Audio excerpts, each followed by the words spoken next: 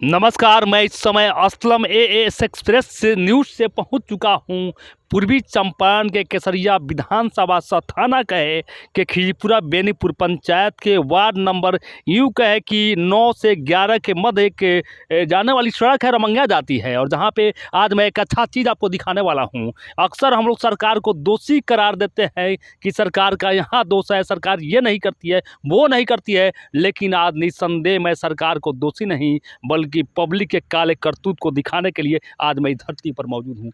क्योंकि यहाँ पर आप देख पा रहे हैं चारों तरफ खेत ही खेत है और यहाँ पर किसी का आपको घर नहीं दिखाई देगा। लेकिन एक जो बहुत बड़ी चीज़ है, जो सरकार कहीं ना कहीं प्रयासरत है, दृढ़ संकल्पित है कि किसानों को कहीं ना कहीं खेती से कृषि से किसानों को बेहतर इनकम हो। इसके लिए जहाँ तक हम लोग जब सिंचाई करते थे तो इसके लिए क्या था कि हम लोग वहाँ डीजल का उपयोग करते थे। लेकिन सरकार कहीं ना कहीं किसानों के लिए यूँ कहे कि विद्युत का व्यवस्था की। जब विद्युत का व्यवस्था सरकार कर दी तो इसके लिए सरकार अपना बॉडीगार्ड कहीं नहीं देगी कि आपको हम उखवानी में, मुजवानी में और ये कहे प्रति में फिर या कहीं सरेह में हम बॉडीगार्ड दे ताकि आपका इस संपत्ति का रक्षा हो सके। ये गलत चीज़ है। ये संपत्ति हमारा है और ये हमारे लिए आया है किसानों के लिए, तो इसका रक्षा करना भी फर्ज हम लोग का है। एक चीज़ आपको दिखाना चाहेंगे, ये देखिए, ये सिंचाई विभाग के द्वारा यहाँ पर ट्रांसफार्मर इसलिए लगाया गया है ताकि सिंचाई अच्छी खासी मतलब कि सस्ते सुलभ तरीके से हो सके। लेकिन एक बहुत बड़ा चीज़ आपको दिखाना चाहेंगे,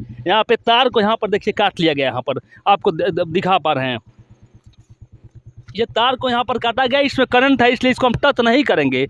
तार को काट लिया गया और यहाँ से आप ये देखिए, ये पोल, सामने पोल आपको दिखा रहे हैं।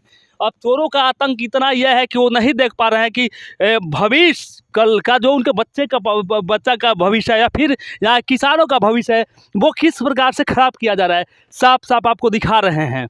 ये पोल का, यहाँ कई पोल का, यहाँ पे इस तरह में एक पोल नहीं, आपको दिखाएंगे बहुत सारे पोल का तार इस प्रकार से काट लिया गया है ताकि अब सवाल ये है कि जब सिंचाई की जाएगी तो फिर उस बोरिंग के पास, उस मशीन के पास जब विद्युत नहीं जाएगा तो फिर बेनिफिट आप साफ साफ देख सकते हैं।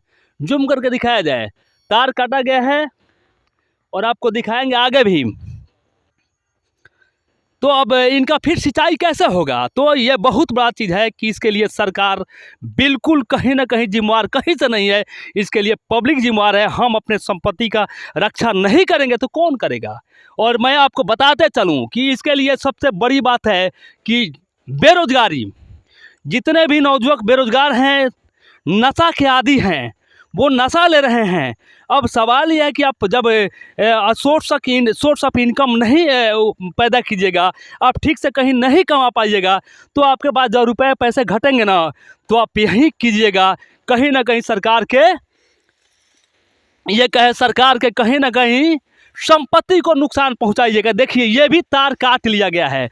तो ये यहाँ पर आपको बहुत बड़ी चीज़ दिखा रहे हैं कि ये कहे कि बेरोजगारी का बहुत बड़ा कारण है कि कहीं ना कहीं अपराध बढ़ता जा रहा है। ऊपर करके आपको दिखाना चाहेंगे। अब ये सवाल ये पैदा है, इसके लिए सरकार कहीं से जिम्मेवार नहीं है।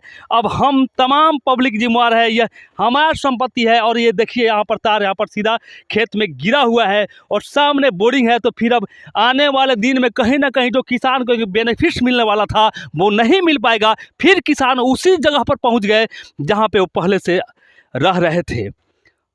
धन्यवाद आपका असलम।